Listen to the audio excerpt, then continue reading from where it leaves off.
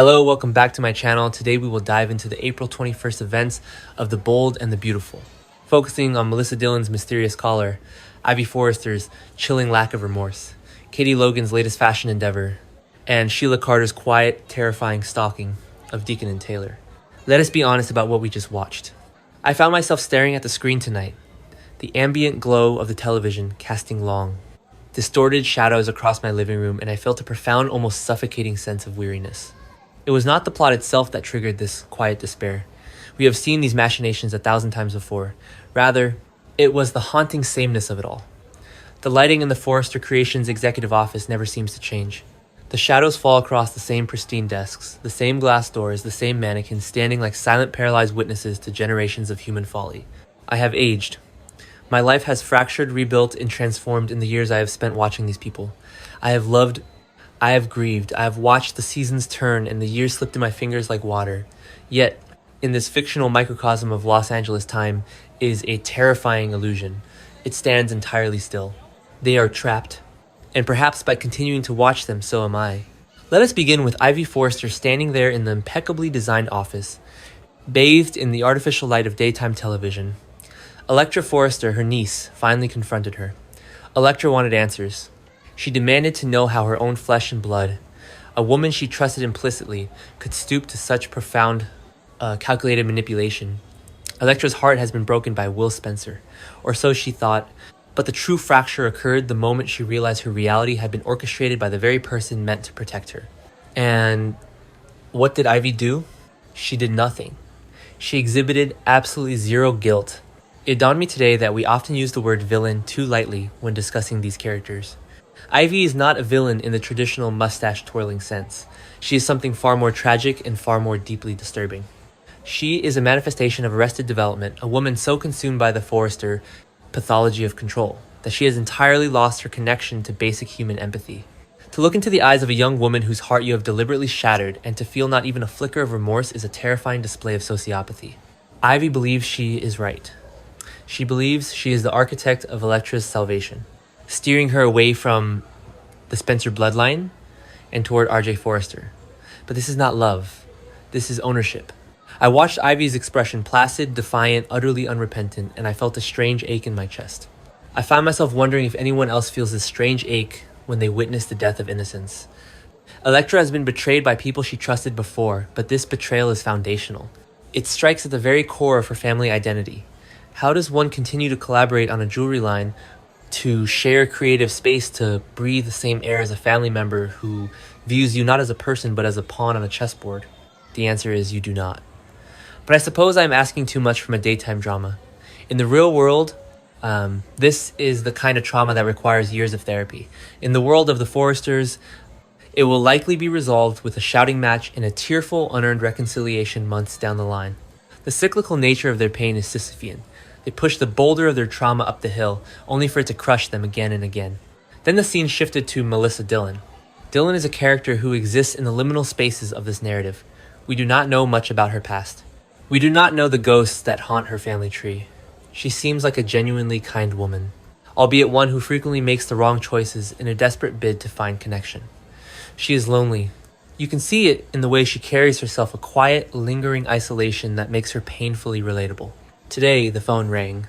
It is such a simple, mundane action, a ringing phone. Yet, in the context of this voyeuristic universe, it is a harbinger of doom. Dillon answered the call entirely unaware of the abyss opening beneath her feet. The voice on the other end was male, but it was not just a voice, it was disguised, scrambled, distorted into something mechanical and deeply unsettling. We have unfinished business. Those 4 words are a horror story unto themselves. They speak to the inescapable nature of our past. We can move across the country. We can take new jobs at glamorous fashion houses. We can involve ourselves in the messy romantic entanglements of the wealthy and beautiful. But our history will always find us. It will dial our number. It will wait for us to answer. I sat there listening to that metallic, creepy voice, and a shiver ran down my spine. Who is it? The immediate speculation, of course, turns to Sheila Carter. We know Sheila has utilized high-tech voice scramblers in the past to manipulate and terrify. It is a known weapon in her arsenal. But is it her? Or is it someone else? Someone from the dark, unspoken chapters of Dillon's life. Perhaps Remy Price, an abusive ex, or an estranged family member coming to collect a debt of the soul. The terrifying part is not knowing. The terrifying part is the realization that Dylan, who has just sacrificed her own living situation at the beach house to preserve her friendship with Will, is entirely unprotected. She is adrift in a sea of sharks, and now the water is turning dark. We must also speak of the Logans. Katie Logan Spencer and Bill Spencer hosted yet another fashion event today. The cameras flashed, the press clamored for quotes. The runway was illuminated in brilliant, blinding white light. Katie stood there radiant and defiant, stepping out of the long, suffocating shadow of her sister, Brooke. But there was a ghost in the room. Katie has not hired a new designer for her fashion house. She's relying on the genius of Eric Forrester. She's parading his legacy down the runway, commodifying his life's work to build her own empire. Brooke mentioned recently that Eric is depressed. We have not seen the patriarch in quite some time. He is absent from the canvas, a silent, brooding presence looming over the narrative. Think about the tragedy of Eric Forrester. He is a man who built an empire out of silk chiffon and sheer force of will. He has spent his entire life defining beauty for the world. And now, in his twilight years, his designs are being used as ammunition in a petty cyclical war between the Logan sisters. His art has been reduced to leverage. Aging is a cruel, unforgiving process. To be brilliant, to be a creator, and to realize that the world is moving on without you, that your creations are now in the hands of those who view them merely as assets, is a profound existential grief. I find myself mourning for Eric. I mourn for the man who must sit in the quiet of his mansion, watching his life's work televised under a banner that is not his own. Will he resurface? Will he emerge from his depression with an attack plan, a final desperate bid to reclaim his legacy? I hope so, but I also fear that the effort will only break him further. The young always consume the old. It is the natural, brutal order of things. And finally, we must confront the darkness that is Sheila Carter. Deacon Sharp is a fool. I say this not with malice, but with a deep, abiding pity. He actually believes that Sheila took the news of his relationship with Taylor Hayes well. He believes that a woman whose entire psychological framework is built upon obsession, possession, and violent retribution has simply accepted defeat and walked away gracefully. It is the arrogance of a man who desperately wants to believe that his choices do not have catastrophic consequences. Sheila's not gone. She is stalking them. She lingers in the shadows of Il Giardino, watching Deacon and Taylor with a cold, calculating intensity. She is Ort to her own heartbreak. But Sheila does not experience heartbreak the way normal people do. For Sheila, heartbreak is not a wound to be healed. It is a debt to be repaid in blood and terror. She's determined to get her marriage back. She's determined to reclaim what she believes is rightfully hers. Steffy Forrester Finnegan knows this. Steffy is the only one who sees the truth, because Steffy carries the ancestral trauma of Sheila's violence in her very bones. Steffy has been shot, terrorized, and traumatized by this woman. She is not buying the Reformed Act. She is hyper-vigilant, a mother pacing the perimeter of her home waiting for the wolf to strike. The cognitive dissonance of watching Sheila is staggering. There are moments, fleeting, manipulative moments where the writers almost make you feel sorry for her. You see the tears in her eyes, the desperate yearning for connection, and you feel genuinely moved. You know you are being manipulated. You know this is a woman who has committed unspeakable atrocities. Yet the human heart is a gullible organ. We want to believe in redemption, but redemption is a myth in this world. Sheila's not seeking redemption, she is seeking control. Her quietness right now is not the quietness of peace. It is the quietness of a predator, calculating the distance between herself and her prey. Will anyone else suspect that it is her before it is too late? Or will her Reformed Act cause deadly complications for Taylor and Deacon? I poured another glass of wine as the credits rolled, the familiar, jaunty theme song playing in stark contrast to the heavy dread settling in my stomach. Why do we watch? We watch because in a world that is chaotic and unpredictable, there is a strange, morbid comfort in the cyclical pathology of these characters. We know that Ridge will always be torn. We know that Brooke will always meddle. We know that Sheila will always return to the dark. They are trapped in their loops and we are trapped in ours watching them. The screen faded to black, leaving only my reflection in the glass. I am older now. The world outside my window has changed. But tomorrow the sun will rise over Los Angeles, the lights will illuminate the Forrester Creations office, and the cycle will begin again. It is a beautiful, terrifying tragedy, and I will be here watching. Let us return to the concept of the disguised voice on Melissa Dillon's phone. Think about the technological terror of a voice scrambler. It removes the humanity from the caller. It strips away the cadence, The breath, the emotional resonance of the human vocal cord, leaving only a synthesized robotic threat. When Dylan held that phone to her ear, she was not just hearing a voice, she was hearing the void. The phrase unfinished business implies a narrative that was interrupted. It implies a debt. In our own lives, how often do we leave things unfinished? A conversation we were too afraid to have, an apology we swallowed out of pride, a relationship we abandoned because the weight of it became too heavy to carry. We leave these fragmented pieces of ourselves behind, hoping that time will erode them into nothingness. But time does not erode trauma, it preserves it. If the caller is indeed someone from Dylan's past, perhaps a relative she has spent years trying to forget, or a lover who left scars as she hides beneath her tailored Forrester creations. Wardrobe, then her current isolation is the worst possible state for her to be in. She has pushed Will away, she has vacated the beach house. She has chosen the martyrdom of friendship over the messiness of romance, and in doing so she has stripped herself of her protectors. She is alone, and the monsters always come when you are alone. Could it be Sheila? The possibility cannot be entirely discounted. Sheila Carter is a woman who operates on multiple planes of manipulation simultaneously. While she is physically stalking Deacon and Taylor, her mind is always calculating secondary and tertiary plots. If she views Dylan as a pawn that can be moved to destabilize the broader Forrester and Spencer ecosystems, she would not hesitate to employ her old tactics. The high-tech voice disguise is a signature move, a haunting callback to her previous reigns of terror. But I find myself hoping it is not Sheila. I find myself hoping it is a demon specific to Dylan. Not out of malice toward the character, but out of a desperate desire for narrative expansion. We need to understand the architecture of Dylan's pain. We need to know why she is so quick to sacrifice her own happiness. Why she is so willing to accept the blame for Elektra and Will's fractured dynamic. People do not become martyrs without a reason. Martyrdom is a learned behavior, usually forged in the fires of early profound emotional neglect. This brings me back to Elektra. Elektra is currently standing at the precipice of her own adult disillusionment. When she confronted Ivy, she was not just asking a question about a stolen letter or a discarded necklace. She was asking a fundamental existential question about the nature of love and family. How could you... It is the question we all ask when the veil is lifted and we see the monsters hiding in the faces of the people we love. Ivy's lack of guilt is the true horror of the scene. If Ivy had wept, if she had fallen to her knees and begged for forgiveness, Elektra might have been able to process the betrayal. Remorse is a bridge between the betrayer and the betrayed. It acknowledges the shared reality of the pain. But Ivy refused to build that bridge. She stood on the opposite shore, cold and unyielding, and told Elektra that the pain was necessary, that the manipulation was a gift. This is the pathology of the Forrester legacy. It is a legacy built on the absolute, unshakable belief that they know what is best for the world. They design the clothes the world wears. They dictate the trends. They control the aesthetic reality of their universe. Why should they not control the emotional reality of their family members? Ivy has internalized this arrogance so deeply that it has replaced her conscience. I look at Elektra trembling with rage and heartbreak, and I see a young woman who is realizing that her name is a cage. The Forrester name opens doors, it commands respect, it builds empires, but it demands absolute submission. You must love who the family dictates. You must behave as the family requires. If you deviate, if you dare to love a Spencer, the family will correct you, and they will not apologize for the correction.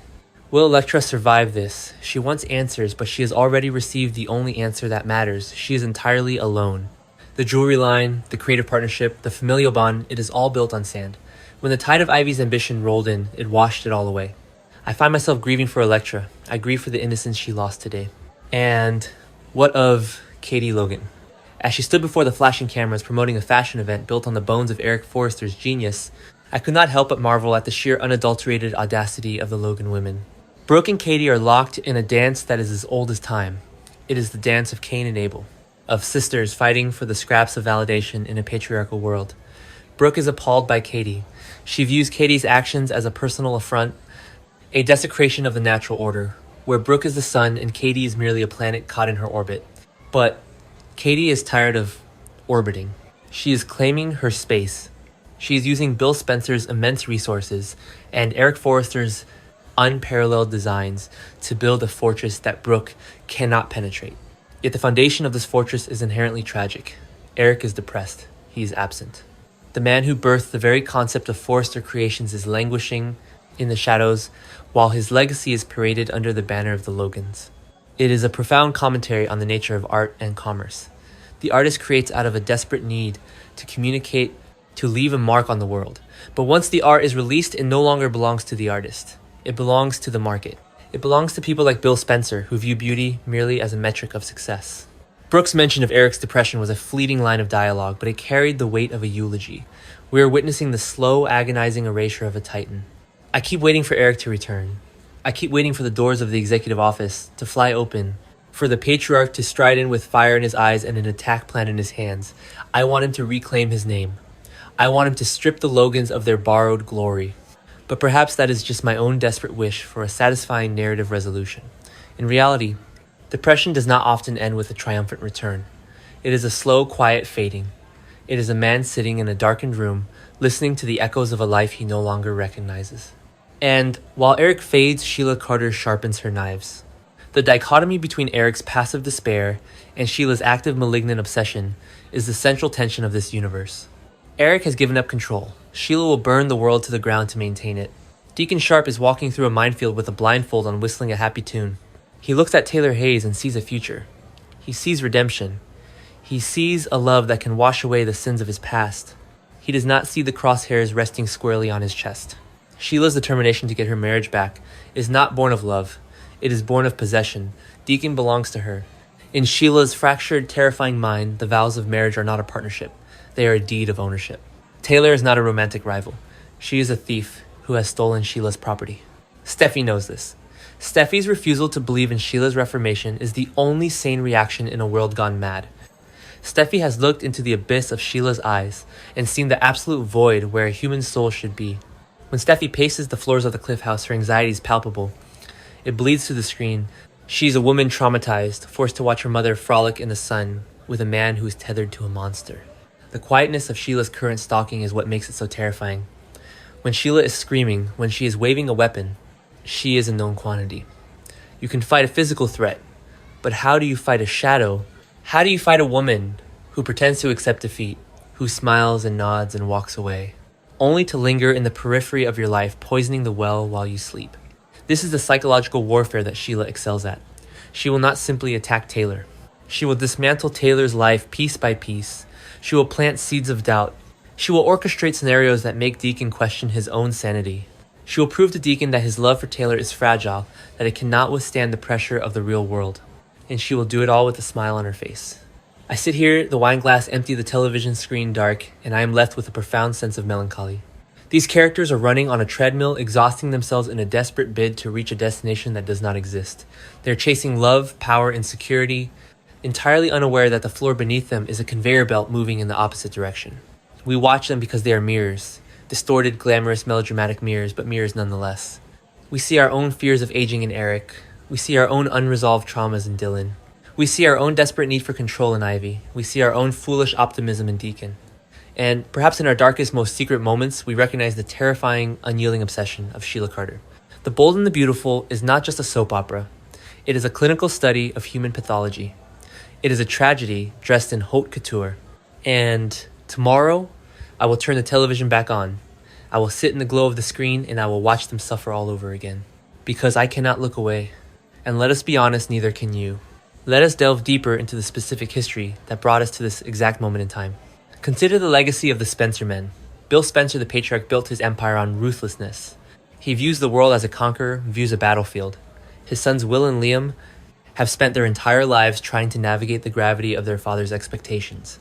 Will, in particular, is a young man who carries the Spencer name like a loaded weapon.